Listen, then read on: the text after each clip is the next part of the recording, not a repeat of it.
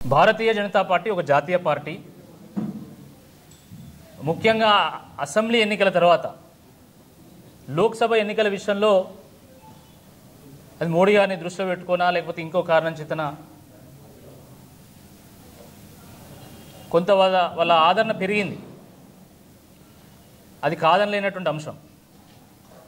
కానీ అది కేవలం లోక్సభ ఎన్నికల వరకే పరిమితం.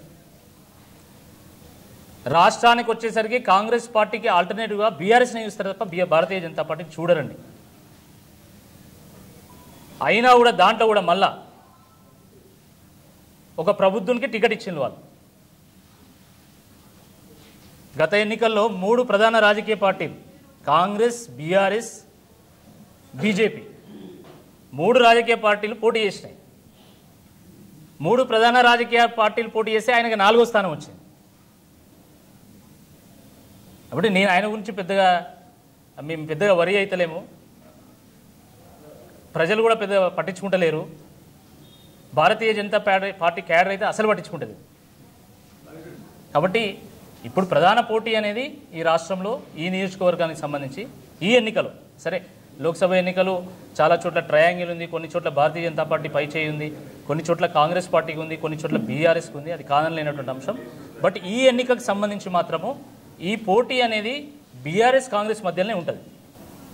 ఆ అసెంబ్లీ ఎన్నికల నేపథ్యంలో జియో నెంబర్ 46 బాధితులు ఇప్పుడున్నటువంటి ముఖ్యమంత్రి అప్పుడున్నటువంటి పిసిసి అధ్యక్షులు రేవంత్ రెడ్డి గారిని కలిసినప్పుడు, ఇప్పుడున్నటువంటి కాంగ్రెస్ పార్టీ ఎమ్మెల్సీ అభ్యర్థిని కలిసినప్పుడు జియో నెంబర్ 46 బాధితులారా మీరు 2 నెలల పాటు కాంగ్రెస్ పార్టీ కోసం పనిచేయండి, కాంగ్రెస్ ప్రభుత్వాన్ని తీసుకురండి, కాంగ్రెస్ ప్రభుత్వం తీసుకురావడంలో ఒక కీలక పాత్ర పోషించండి, మేము 46 జియోని మేము రద్దు చేస్తామని చెప్పి వారు హామీ ఇవ్వడం జరిగింది.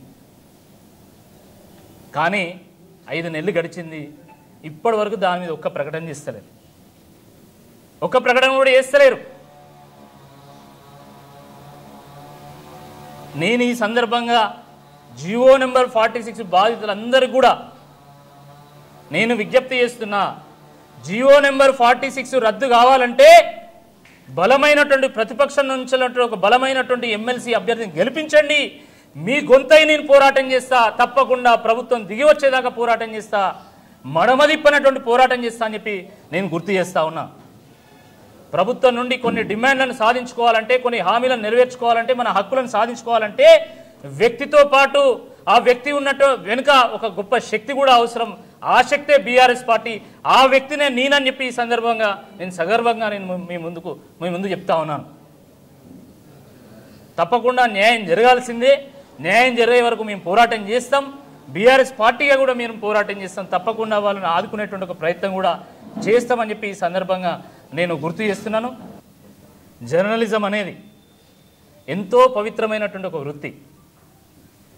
ఒక వాజ్పేయి, ఒక అద్వానీ, ఒక కాలోజీ, అనేక మంది హేమీలు తమ యొక్క కళాన్ని వాడి తమ గళాన్ని వినిపించి సమాజంలో సమూలమైనటువంటి ఒక మార్పులకు శ్రీకారం చుట్టడం జరిగింది.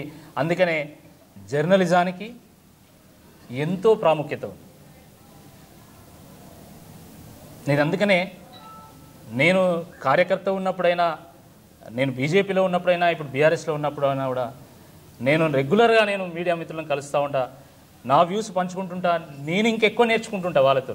ఎందుకంటే అనేక రంగాలను వాళ్ళు స్పృశిస్తూ ఉంటారు కాబట్టి, అనేక రాజకీయ పార్టీల నాయకులతో మాట్లాడతారు, కార్యకర్తలతో మాట్లాడతారు, మరీ ముఖ్యంగా అన్నింటికీ కేంద్రమైనటువంటి ప్రజలతో మమేకమవుతారు కాబట్టి వాళ్ళతోని మాట్లాడుతూ ఉంటారు. కాబట్టి చాలా ఇన్పుట్స్ నేను తీసుకుంటూ ఉంటా.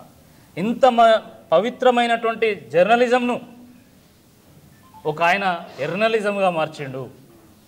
మీరు రోజంతా కష్టపడతారు పాపం, ఎండకు ఎండుతూ, వానకు తడుస్తూ, చలికి వణుకుతూ, ఎక్కడో సుదూర ప్రాంతాలకు వెళ్ళి, ఎక్కడో గూడెంలో తండాకు వెళ్ళి మీరు వార్తని సేకరించి దాన్ని తీసుకొచ్చి మీ ఆఫీసెస్లో టైప్ చేసి మీ సీనియర్స్కు చూపించి అది మీరు స్టేట్కు పంపి అది పబ్లిష్ చేపిస్తే మీరు రాసినటువంటి వార్తలను తెల్లారి స్క్రీన్లో చూపెట్టి దాన్ని ఎక్కిరించుకుంటా రాజకీయాలు చేస్తున్నటువంటి వ్యక్తి ఏందో, ఆయన సంగతి ఏందో మీ అందరూ కూడా తెలుసు.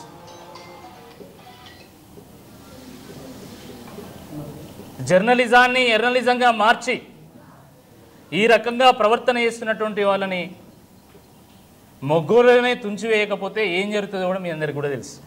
కాబట్టి నేను మీ అందరికీ కూడా విజ్ఞప్తి చేస్తున్నా, నేను మీ వరంగల్ వాసిని, మీ బిడ్డను, మీ మధ్యలో పెరిగినటువంటి వాడిని.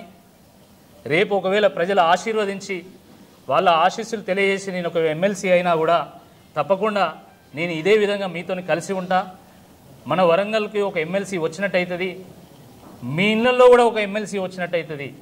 మీ యొక్క తమ్ముడిగా నేను ఉంటా, మీ సూచనలు తీసుకుంటా, మీ సలహాలు తీసుకుంటా, అందరితోనే మమేకమైతా. ఒక సామాన్యుడిగా నేను ఎంతో కష్టపడి నేను ఇంత దూరం వచ్చిన, నా మూలాన్ని నేను మర్చిపోను. కాబట్టి ఒక సామాన్యుడిగా అందరితోని మమేకమవుతూ నేను ముందుకెళ్తా. కాబట్టి మీ అందరూ కూడా మీ యొక్క ఆశీర్వాదాలు తెలియజేయాల్సిందిగా ఈ సందర్భంగా మీ అందరినీ కూడా కోరుతున్నా. మరొకటి జీవో